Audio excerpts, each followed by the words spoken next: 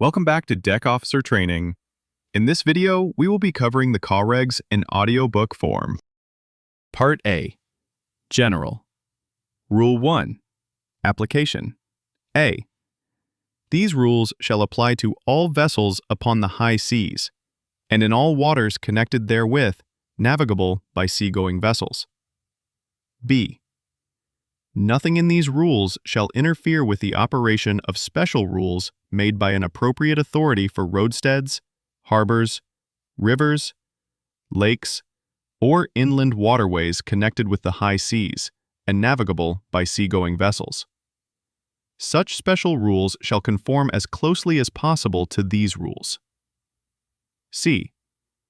Nothing in these rules shall interfere with the operation of any special rules made by the government of any state with respect to additional station or signal lights, shapes, or whistle signals for ships of war and vessels proceeding under convoy, or with respect to additional station or signal lights or shapes for fishing vessels engaged in fishing as a fleet. These additional station or signal lights, shapes, or whistle signals shall, so far as possible, be such that they cannot be mistaken for any light, shape, or signal authorized elsewhere under these rules. D. Traffic separation schemes may be adopted by the organization for the purpose of these rules. E. Whenever the government concerned shall have determined that a vessel of any special construction or purpose cannot comply with the provisions of any of these rules with respect to the number, position, range, or arc of visibility of lights or shapes, as well as to the disposition and characteristics of sound signaling appliances, such vessel shall comply with such other provisions in regard to the number, position, range, or arc of visibility of lights or shapes, as well as to the disposition and characteristics of sound signaling appliances, as her government shall have determined to be the closest possible compliance with these rules in respect of that vessel. Rule 2. Responsibility. A. Nothing in these rules shall exonerate any vessel or the owner, master, or crew thereof from the consequences of any neglect to comply with these rules or of the neglect of any precaution which may be required by the ordinary practice of seamen, or by the special circumstances of the case. B. In construing and complying with these rules, due regard shall be had to all dangers of navigation and collision, and to any special circumstances, including the limitations of the vessels involved, which may make a departure from these rules necessary to avoid immediate danger. Rule 3. General definitions. For the purpose of these rules, except where the context otherwise requires, A. The word vessel includes every description of watercraft, including non-displacement craft, WIG craft, and seaplanes, used or capable of being used as a means of transportation on water. B. The term power-driven vessel means any vessel propelled by machinery. The term sailing vessel means any vessel under sail, provided that propelling machinery, if fitted, is not being used. D.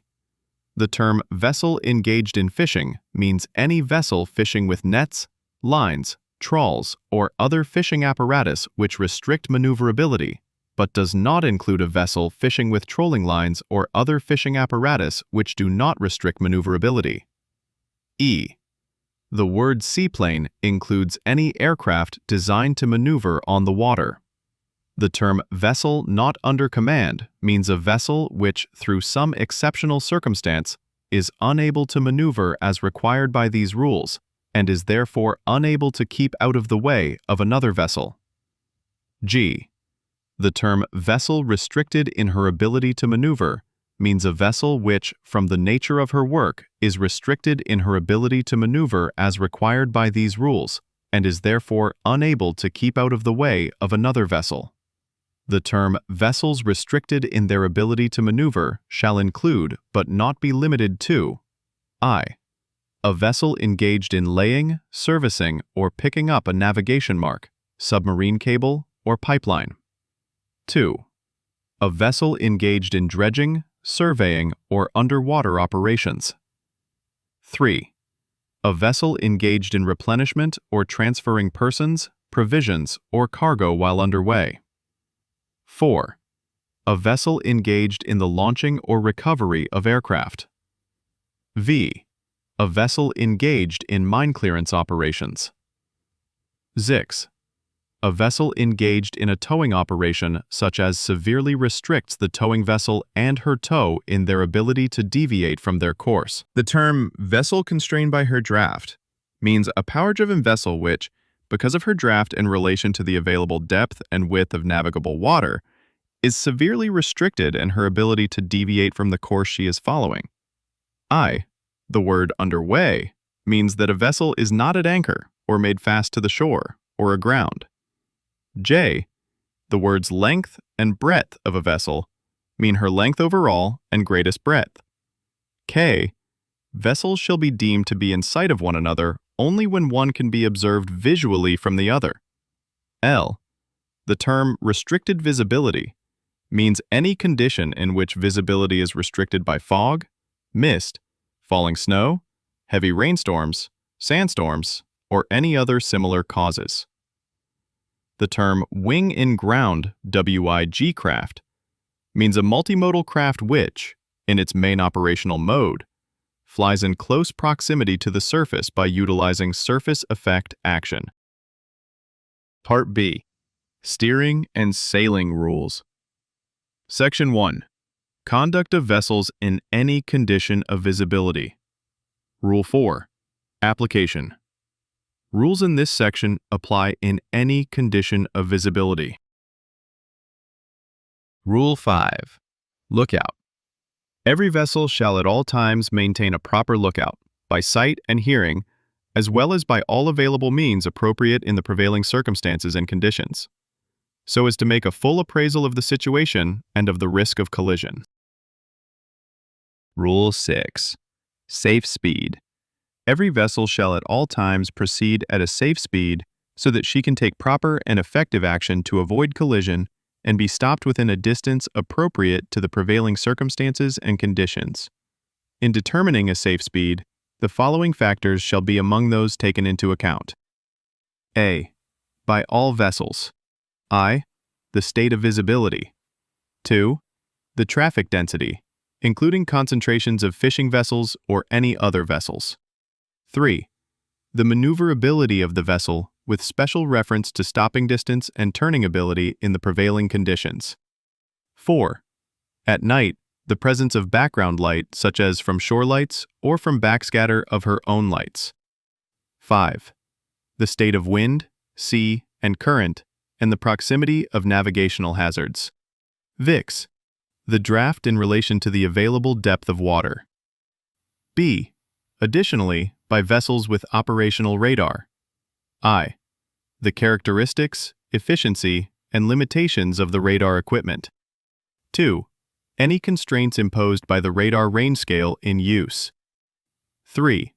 The effect on radar detection of the sea state, weather, and other sources of interference. 4. The possibility that small vessels, ice, and other floating objects may not be detected by radar at an adequate range. 5. The number, location, and movement of vessels detected by radar. VIX. The more exact assessment of the visibility that may be possible when radar is used to determine the range of vessels or other objects in the vicinity. Rule 7. Risk of collision. A. Every vessel shall use all available means appropriate to the prevailing circumstances and conditions to determine if risk of collision exists. If there is any doubt, such risk shall be deemed to exist. B. Proper use shall be made of radar equipment if fitted and operational, including long-range scanning to obtain early warning of risk of collision, and radar plotting or equivalent systematic observation of detected objects. C. Assumptions shall not be made on the basis of scanty information, especially scanty radar information. D. In determining if risk of collision exists, the following considerations shall be among those taken into account. I. Such risk shall be deemed to exist if the compass bearing of an approaching vessel does not appreciably change. 2. Such risk may sometimes exist even when an appreciable bearing change is evident, particularly when approaching a very large vessel or a tow, or when approaching a vessel at close range. Rule 8. Action to avoid collision. A. Any action taken to avoid collision shall be taken in accordance with the rules of this part, and shall, if the circumstances of the case admit, be positive, made in ample time, and with due regard to the observance of good seamanship. B. Any alteration of course and/or speed to avoid collision shall, if the circumstances of the case admit, be large enough to be readily apparent to another vessel observing visually or by radar. A succession of small alterations of course and/or speed should be avoided. C. If there is sufficient sea room, alteration of course alone may be the most effective action to avoid a close-quarters situation, provided that it is made in good time, is substantial, and does not result in another close-quarters situation. D. Action taken to avoid collision with another vessel shall be such as to result in passing at a safe distance. The effectiveness of the action shall be carefully checked until the other vessel is finally passed and clear. E. If necessary to avoid collision or allow more time to assess the situation, a vessel shall slacken her speed or take all way off by stopping or reversing her means of propulsion. F. I. A vessel which, by any of these rules, is required not to impede the passage or safe passage of another vessel shall, when required by the circumstances of the case, take early action to allow sufficient sea room for the safe passage of the other vessel. 2. A vessel required not to impede the passage or safe passage of another vessel is not relieved of this obligation if approaching the other vessel so as to involve risk of collision, and shall, when taking action, have full regard to the action which may be required by the rules of this part. 3.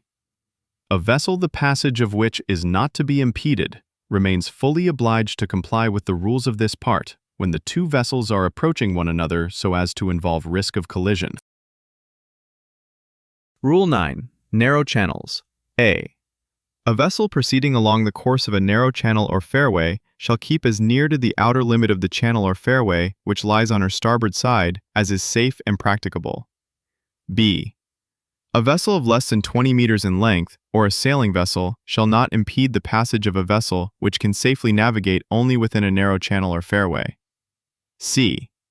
A vessel engaged in fishing shall not impede the passage of any other vessel navigating within a narrow channel or fairway. D.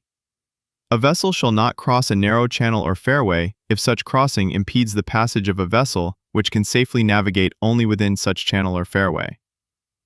The latter vessel may use the sound signal prescribed in Rule 34D if in doubt as to the intention of the crossing vessel.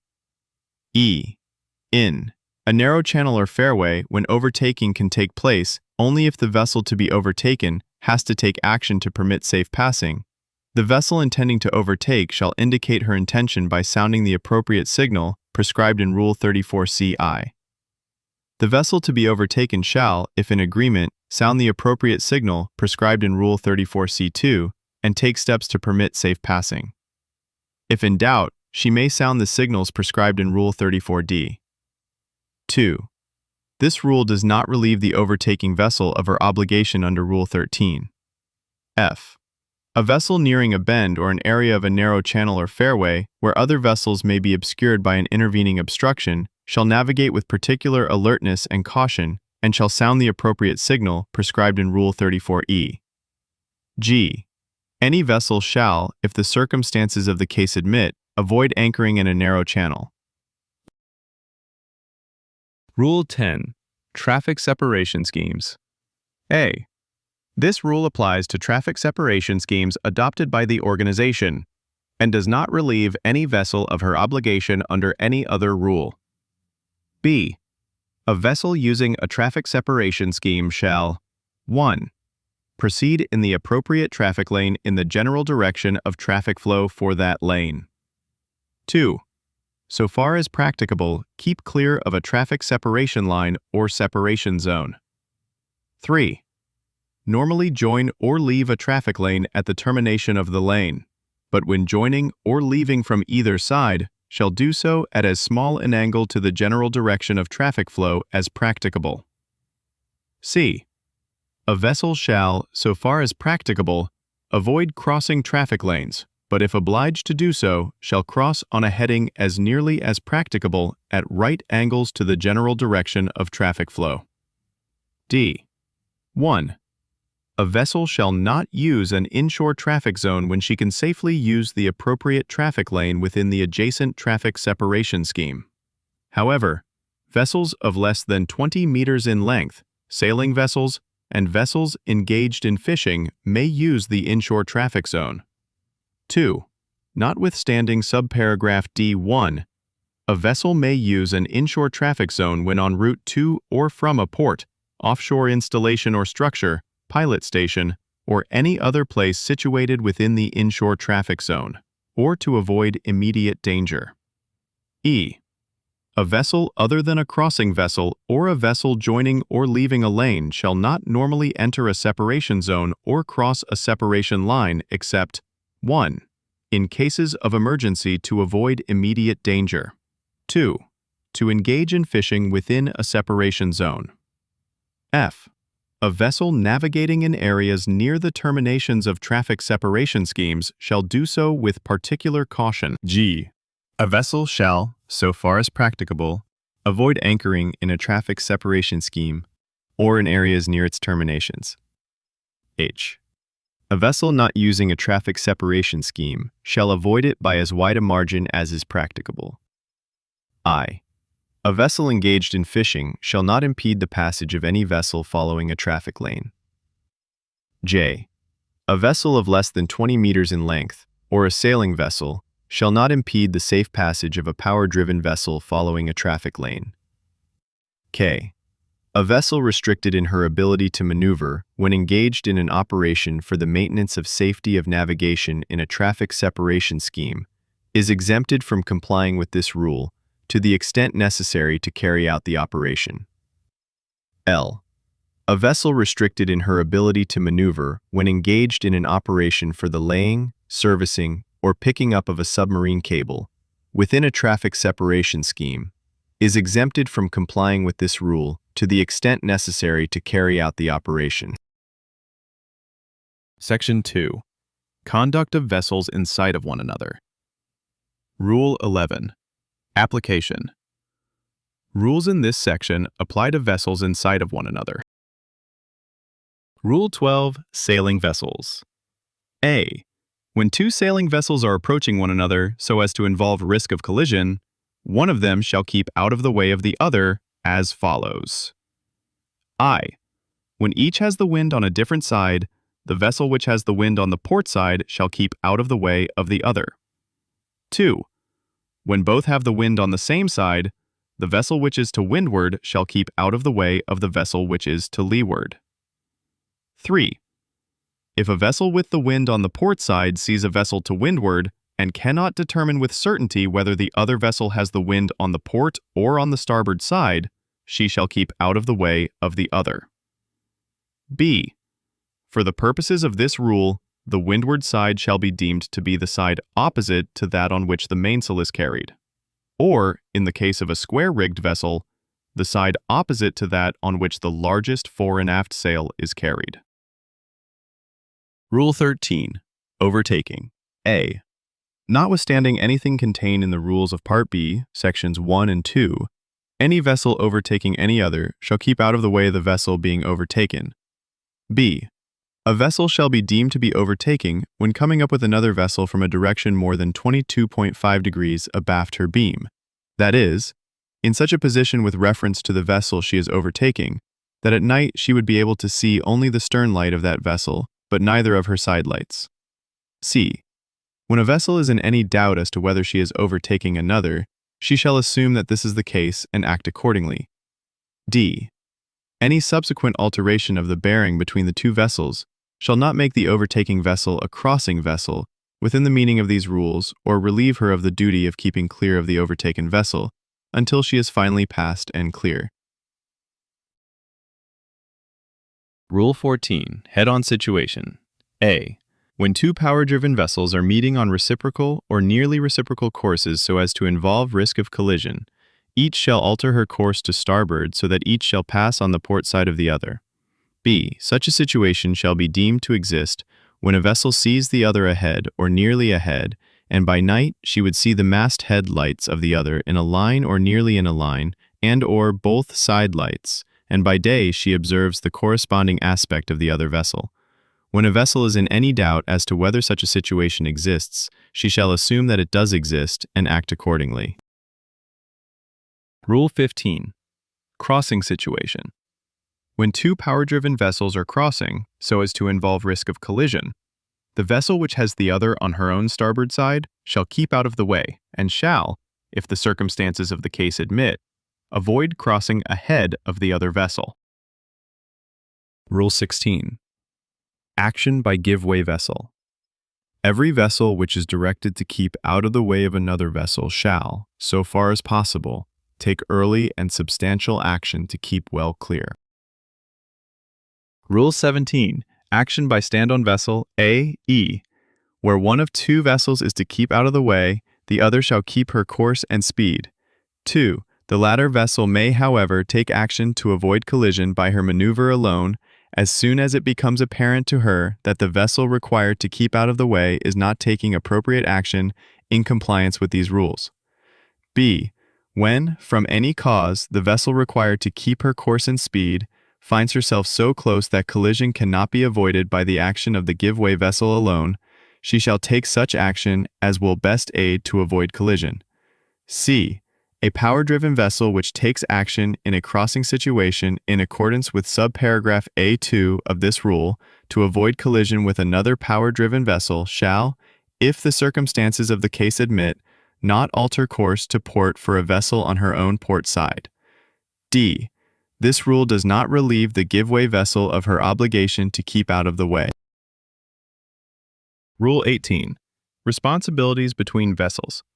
Except where Rules 9, 10, and 13 otherwise require, A. A power-driven vessel under way shall keep out of the way of 1. A vessel not under command. 2. A vessel restricted in her ability to maneuver. 3. A vessel engaged in fishing. 4. A sailing vessel. B. A sailing vessel under way shall keep out of the way of 1. A vessel not under command. 2. A vessel restricted in her ability to maneuver. 3. A vessel engaged in fishing. C. A vessel engaged in fishing when under way shall, so far as possible, keep out of the way of 1. A vessel not under command. 2. A vessel restricted in her ability to maneuver. D. 1. Any vessel other than a vessel not under command or a vessel restricted in her ability to maneuver shall, if the circumstances of the case admit, avoid impeding the safe passage of a vessel constrained by her draft, exhibiting the signals in Rule 28. 2. A vessel constrained by her draft shall navigate with particular caution having full regard to her special condition. E. A seaplane on the water shall, in general, keep well clear of all vessels and avoid impeding their navigation. In circumstances, however, where risk of collision exists, she shall comply with the rules of this part. F. 1. A wig craft shall, when taking off, landing, and in flight near the surface, keep well clear of all other vessels and avoid impeding their navigation. 2. A wig craft operating on the water surface shall comply with the rules of this part as a power-driven vessel. Section 3. Conduct of vessels in restricted visibility.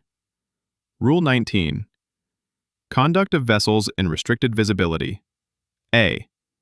This rule applies to vessels not inside of one another when navigating in or near an area of restricted visibility. B.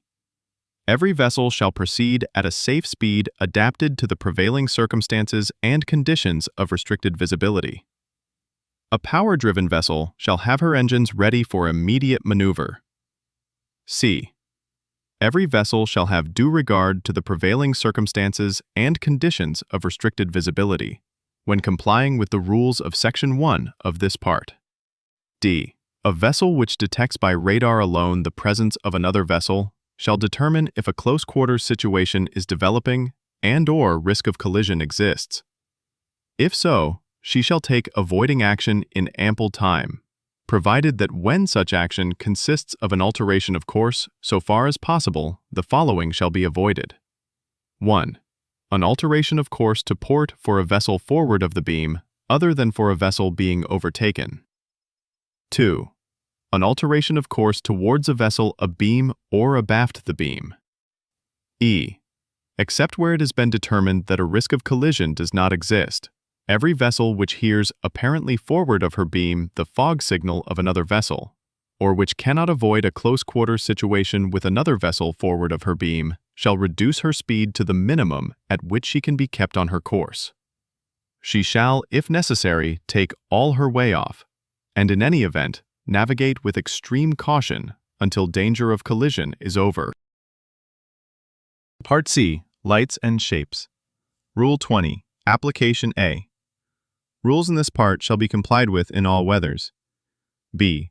The rules concerning lights shall be complied with from sunset to sunrise, and during such times no other lights shall be exhibited, except such lights as cannot be mistaken for the lights specified in these rules, or do not impair their visibility or distinctive character, or interfere with the keeping of a proper lookout.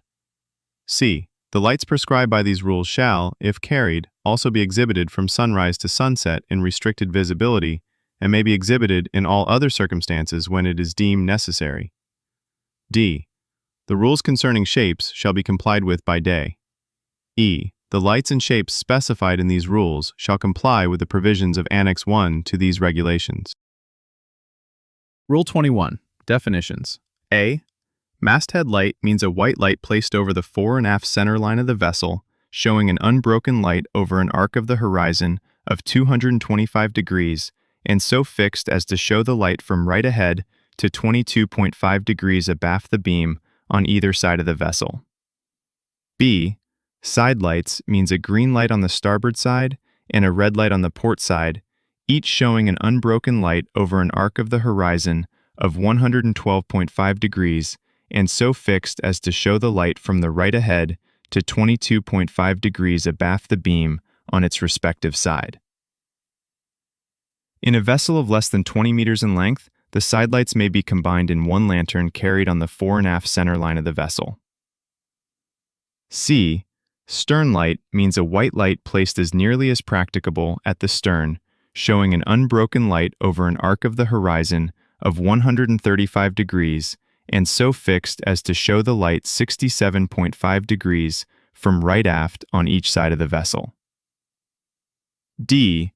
Towing light means a yellow light having the same characteristics as the stern light defined in paragraph C of this rule. E. All-round light means a light showing an unbroken light over an arc of the horizon of 360 degrees. F. Flashing light means a light flashing at regular intervals at a frequency of 120 flashes or more per minute. Rule 22. Visibility of lights. The lights prescribed in these rules shall have an intensity as specified in Section 8 of Annex 1 to these regulations, so as to be visible at the following minimum ranges. A. In vessels of 50 meters or more in length, a masthead light, 6 miles. A side light, 3 miles. A stern light, 3 miles. A towing light, 3 miles. A white, red, green, or yellow all-round light, 3 miles. B. In vessels of 12 meters or more in length but less than 50 meters in length, a masthead light, 5 miles, except that where the length of the vessel is less than 20 meters, 3 miles. A side light, 2 miles. A stern light, 2 miles. A towing light, 2 miles. A white, red, green, or yellow all-round light, 2 miles. C.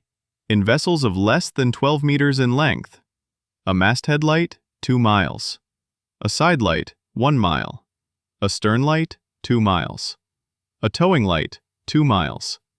A white, red, green, or yellow all-round light, 2 miles. D. In inconspicuous, partly submerged vessels or objects being towed. A white all-round light, 3 miles. Rule 23. Power-driven vessels underway. A.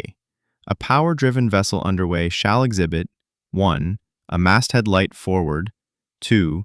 A second masthead light abaft of and higher than the forward one, except that a vessel of less than 50 meters in length shall not be obliged to exhibit such light, but may do so. 3. Side lights. 4. A stern light. B.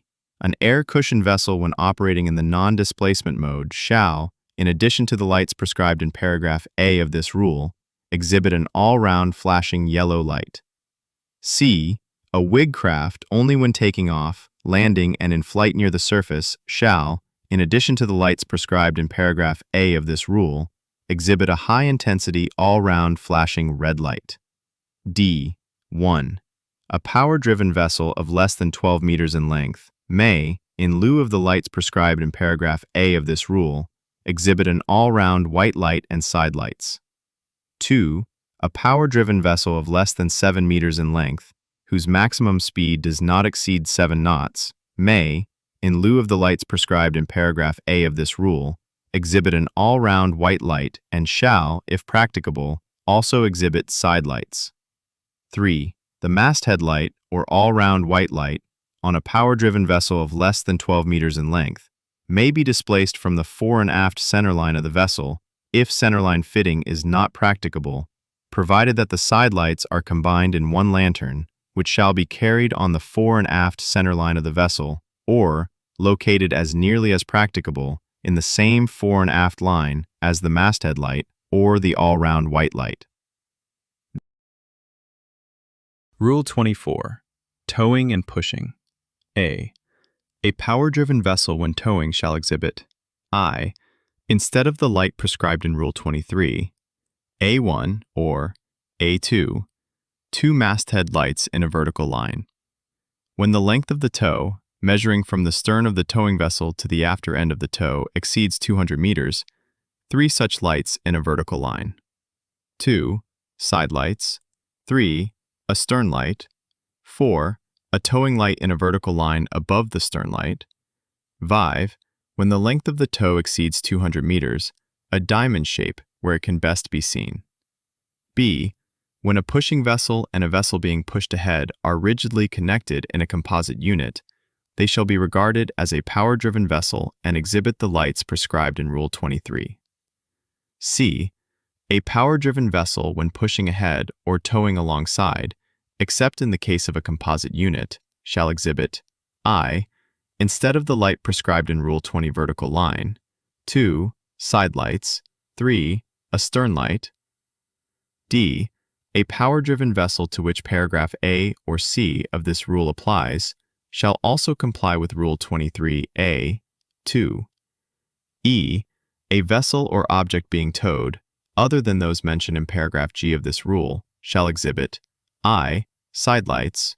2. A stern light. 3. When the length of the tow exceeds 200 meters, a diamond shape where it can best be seen.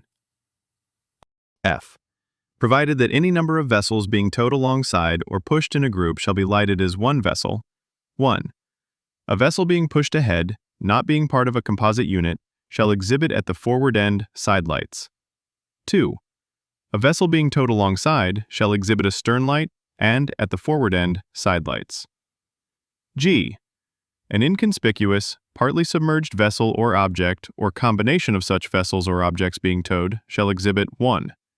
If it is less than 25 meters in breadth, 1 all-round white light at or near the forward end, and 1 at or near the after end, except that dracones need not exhibit a light at or near the forward end. 2. If it is 25 meters or more in breadth, 2 additional all-round white lights at or near the extremities of its breadth. 3. If it exceeds 100 meters in length, additional all-round white lights between the lights prescribed in subparagraphs 1 and 2. so that the distance between the lights shall not exceed 100 meters. 4. A diamond shape at or near the aftermost extremity of the last vessel or object being towed, and if the length of the tow exceeds 200 meters, an additional diamond shape where it can best be seen and located as far forward as is practicable. Where from any sufficient cause it is impracticable for a vessel or object being towed to exhibit the lights or shapes prescribed in paragraph E or G of this rule, all possible measures shall be taken to light the vessel or object towed, or at least to indicate the presence of such vessel or object. 1. Where from any sufficient cause it is impracticable for a vessel not normally engaged in towing operations to display the lights prescribed in paragraph A or C of this rule, such vessel shall not be required to exhibit those lights when engaged in towing another vessel in distress or otherwise in need of assistance. All possible measures shall be taken to indicate the nature of the relationship between the towing vessel and the vessel being towed, as authorized by Rule 36, in particular by illuminating the tow line. Rule 25. Sailing vessels under way and vessels under oars. A. A sailing vessel under way shall exhibit 1. Side lights. 2. A stern light. B. In a sailing vessel of less than 20 meters in length, the lights prescribed in paragraph A of this rule may be combined in one lantern carried at or near the top of the mast where it can best be seen. C. A sailing vessel under way may, in addition to the lights prescribed in paragraph A of this rule, exhibit at or near the top of the mast where they can best be seen 2 all-round lights in a vertical line, the upper being red and the lower green, but these lights shall not be exhibited in conjunction with the combined lantern permitted by paragraph B of this rule. D. 1. A sailing vessel of less than 7 meters in length shall, if practicable, exhibit the lights prescribed in paragraph A or B of this rule, but if she does not, she shall have ready at hand an electric torch or lighted lantern, showing a white light which shall be exhibited in sufficient time to prevent collision. 2. A vessel under oars may exhibit the lights prescribed in this rule for sailing vessels, but if she does not, she shall have ready at hand an electric torch or lighted lantern, showing a white light which shall be exhibited in sufficient time to prevent collision. E. A vessel proceeding under sail when also being propelled by machinery shall exhibit forward, where it can best be seen, a conical shape, apex downwards. Rule 26. Fishing vessels. A. A vessel engaged in fishing, whether underway or at anchor, shall exhibit only the lights and shapes prescribed in this rule. B. A vessel when engaged in trawling, by which is meant the dragging through the water of a dredge net or other apparatus used as a fishing appliance, shall exhibit I. 2 all-round lights in a vertical line, the upper being green and the lower white, or a shape consisting of 2 cones with their apexes together in a vertical line, one above the other. 2. A masthead light abaft of and higher than the all-round green light. A vessel of less than 50 meters in length shall not be obliged to exhibit such a light, but may do so. 3. When making way through the water, in addition to the lights prescribed in this paragraph, side lights and a stern light. C. A vessel engaged in fishing, other than trawling, shall exhibit I. 2 all-round lights in a vertical line, the upper being red and the lower white, or a shape consisting of 2 cones with apexes together in a vertical line, one above the other. 2. When there is outlying gear extending more than 150 meters horizontally from the vessel, an all-round white light, or a cone apex upwards in the direction of the gear. 3. When making way through the water, in addition to the lights prescribed in this paragraph, side lights and a stern light. The additional signals described in Annex 2 to these regulations apply to a vessel engaged in fishing in close proximity to other vessels engaged in fishing. E. A vessel when not engaged in fishing shall not exhibit the lights or shapes prescribed in this rule, but only those prescribed for a vessel of her length. Rule 27. Vessels not under command or restricted in their ability to maneuver. A. A vessel not under command shall exhibit I. 2 all-round red lights in a vertical line where they can best be seen. 2. Two balls or similar shapes in a vertical line where they can best be seen. 3. When making way through the water, in addition to the lights prescribed in this paragraph, side lights and a stern light. B.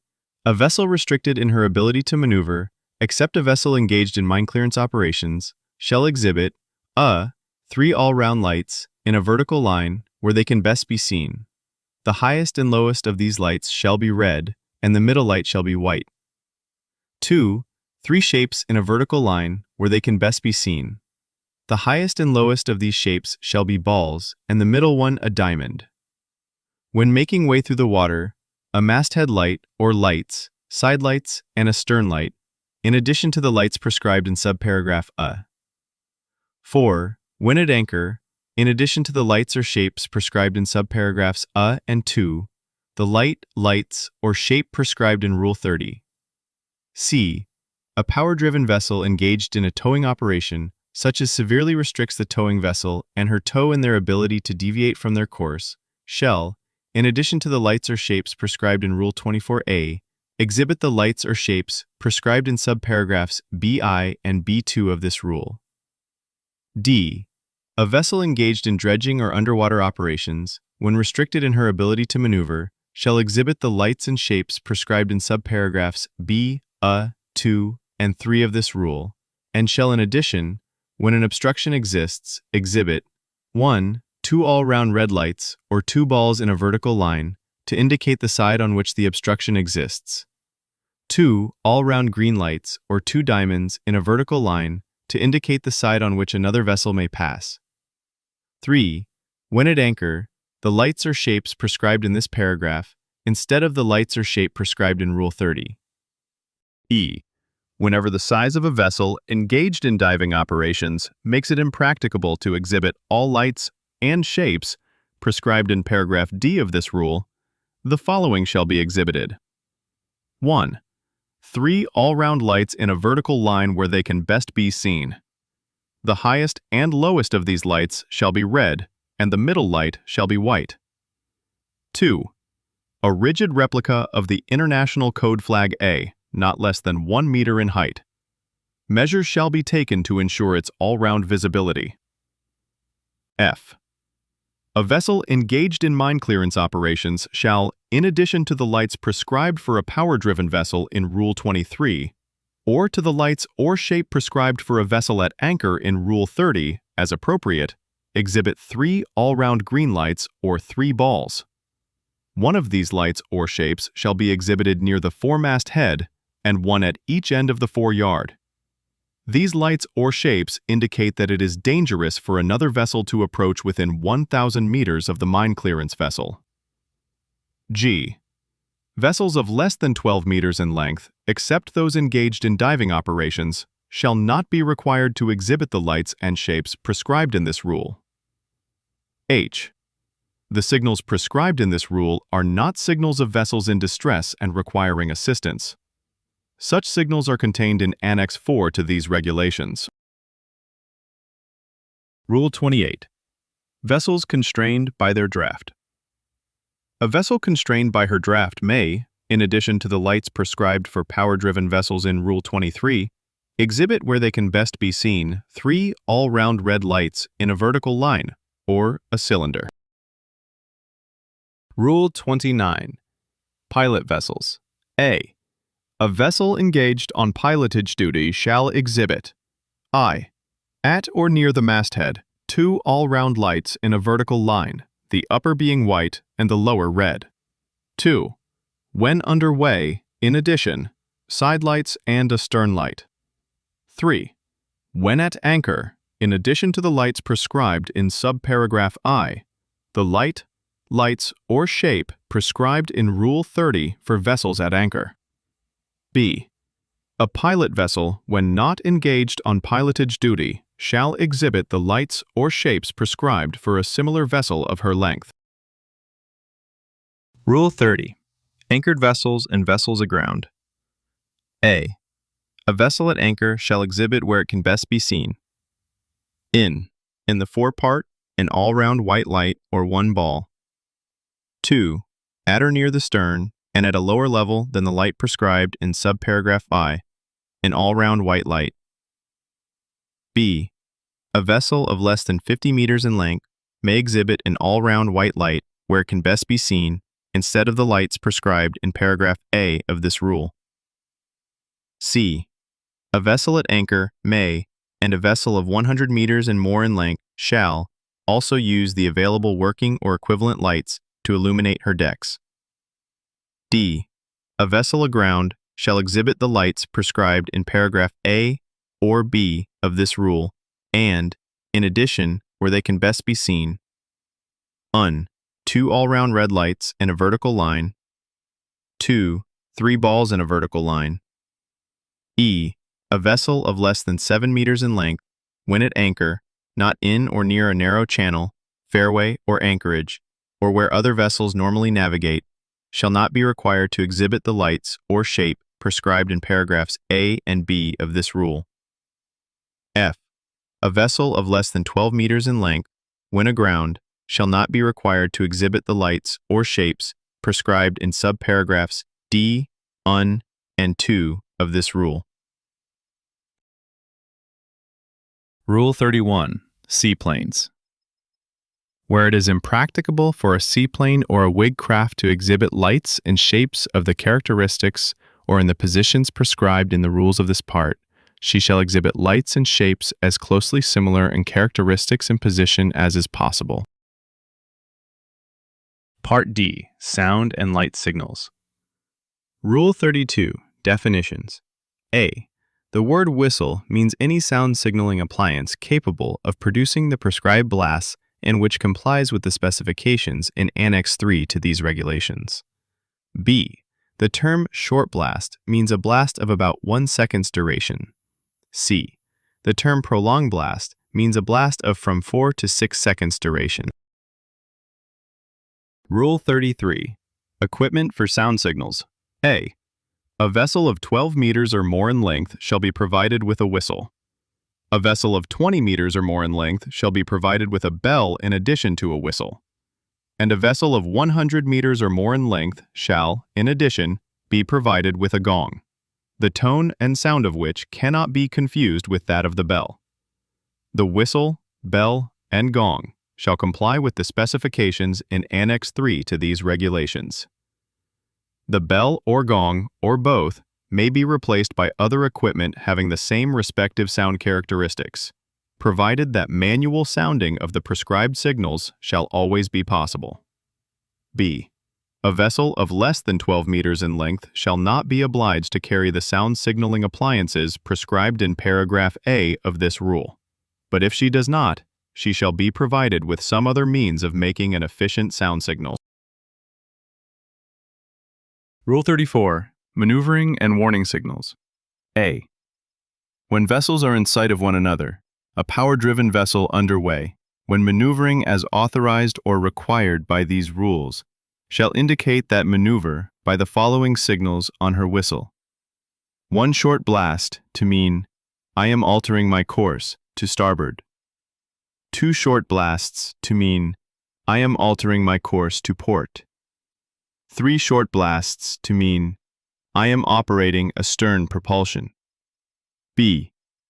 Any vessel may supplement the whistle signals prescribed in paragraph A of this rule by light signals, repeated as appropriate, whilst the maneuver is being carried out. 1. These light signals shall have the following significance. 1 flash to mean, I am altering my course to starboard. 2 flashes to mean, I am altering my course to port. 3 flashes to mean, I am operating astern propulsion. 2. The duration of each flash shall be about 1 second. The interval between flashes shall be about 1 second, and the interval between successive signals shall be not less than 10 seconds. 3.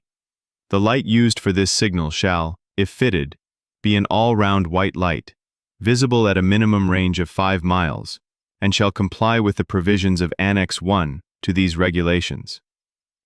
C. When in sight of one another in a narrow channel or fairway, 1. A vessel intending to overtake another shall, in compliance with Rule 9EI, indicate her intention by the following signals on her whistle. 2 prolonged blasts followed by 1 short blast to mean, I intend to overtake you, on your starboard side. 2 prolonged blasts followed by 2 short blasts to mean, I intend to overtake you on your port side. 2. The vessel about to be overtaken, when acting in accordance with Rule 9EI, shall indicate her agreement by the following signal on her whistle. 1 prolonged, 1 short, 1 prolonged, and 1 short blast in that order. D. When vessels in sight of one another are approaching each other and, from any cause, either vessel fails to understand the intentions or actions of the other, or is in doubt whether sufficient action is being taken by the other to avoid collision, the vessel in doubt shall immediately indicate such doubt by giving at least 5 short and rapid blasts on the whistle. Such signal may be supplemented by a light signal of at least 5 short and rapid flashes. E. A vessel nearing a bend or an area of a channel or fairway where other vessels may be obscured by an intervening obstruction shall sound 1 prolonged blast. Such signal shall be answered with a prolonged blast by any approaching vessel that may be within hearing around the bend or behind the intervening obstruction. F. If whistles are fitted on a vessel at a distance apart of more than 100 meters, 1 whistle only shall be used for giving maneuvering and warning signals. Rule 35. Sound signals in restricted visibility. In or near an area of restricted visibility, whether by day or night, the signals prescribed in this rule shall be used as follows. A. A power-driven vessel making way through the water shall sound at intervals of not more than 2 minutes, 1 prolonged blast. B. A power-driven vessel underway, but stopped and making no way through the water, shall sound at intervals of not more than 2 minutes, 2 prolonged blasts in succession, with an interval of about 2 seconds between them. C. A vessel not under command, a vessel restricted in her ability to maneuver, a vessel constrained by her draft, a sailing vessel, a vessel engaged in fishing, and a vessel engaged in towing or pushing another vessel, shall, instead of the signals prescribed in paragraphs A or B of this rule, sound at intervals of not more than 2 minutes, 3 blasts in succession, namely, 1 prolonged, followed by 2 short blasts. D. A vessel engaged in fishing, when at anchor, and a vessel restricted in her ability to maneuver when carrying out her work at anchor, shall, instead of the signals prescribed in paragraph G of this rule, sound the signal prescribed in paragraph C of this rule. E. A vessel towed, or if more than one vessel is towed, the last vessel of the tow, if manned, shall at intervals of not more than 2 minutes sound 4 blasts in succession, namely, 1 prolonged, followed by 3 short blasts. When practicable, this signal shall be made immediately after the signal made by the towing vessel. F. When a pushing vessel and a vessel being pushed ahead are rigidly connected in a composite unit, they shall be regarded as a power-driven vessel and shall give the signals prescribed in paragraphs A or B of this rule. G. A vessel at anchor shall at intervals of not more than 1 minute ring the bell rapidly for about 5 seconds. In a vessel of 100 meters or more in length, the bell shall be sounded in the forepart of the vessel, and immediately after the ringing of the bell, the gong shall be sounded rapidly for about 5 seconds in the after part of the vessel. A vessel at anchor may, in addition, sound 3 blasts in succession, namely 1 short, 1 prolonged, and 1 short blast, to give warning of her position and of the possibility of collision to an approaching vessel. H. A vessel aground shall give the bell signal and, if required, the gong signal prescribed in paragraph G of this rule, and shall, in addition, give 3 separate and distinct strokes on the bell immediately before and after the rapid ringing of the bell. A vessel aground may, in addition, sound an appropriate whistle signal. I. A vessel of 12 meters or more, but less than 20 meters in length, shall not be obliged to give the bell signals prescribed in paragraphs G and H of this rule. However, if she does not, she shall make some other efficient sound signal at intervals of not more than 2 minutes. J. A vessel of less than 12 meters in length shall not be obliged to give the above-mentioned signals, but, if she does not, shall make some other efficient sound signal at intervals of not more than 2 minutes. K. A pilot vessel, when engaged on pilotage duty, may, in addition to the signals prescribed in paragraphs A, B, or G of this rule, sound an identity signal consisting of 4 short blasts. Rule 36. Signals to attract attention. If necessary to attract the attention of another vessel, any vessel may make light or sound signals that cannot be mistaken for any signal authorized elsewhere in these rules, or may direct the beam of her searchlight in the direction of the danger in such a way as not to embarrass any vessel. Any light to attract the attention of another vessel shall be such that it cannot be mistaken for any aid to navigation. For the purpose of this rule, the use of high-intensity, intermittent, or revolving lights, such as strobe lights, shall be avoided. Rule 37. Distress signals. When a vessel is in distress and requires assistance, she shall use or exhibit the signals described in Annex 4 to these regulations. Part E. Exemptions. Rule 38. Exemptions. Any vessel, or class of vessels, provided that she complies with the requirements of the International Regulations for Preventing Collisions at Sea, 1960A, the keel of which is laid or which is at a corresponding stage of construction before the entry into force of these regulations, may be exempted from compliance therewith as follows. A. The installation of lights with ranges prescribed in Rule 22 until 4 years after the date of entry into force of these regulations. B. The installation of lights with color specifications as prescribed in Section 7 of Annex 1 to these regulations until 4 years after the date of entry into force of these regulations. The repositioning of lights as a result of conversion from imperial to metric units and rounding off measurement figures, permanent exemption. D. I. The repositioning of masthead lights on vessels of less than 150 meters in length resulting from the prescriptions of Section 3A of Annex 1 to these regulations, permanent exemption. 2. The repositioning of masthead lights on vessels of 150 meters or more in length, resulting from the prescriptions of Section 3A of Annex 1 to these regulations, until 9 years after the date of entry into force of these regulations. E.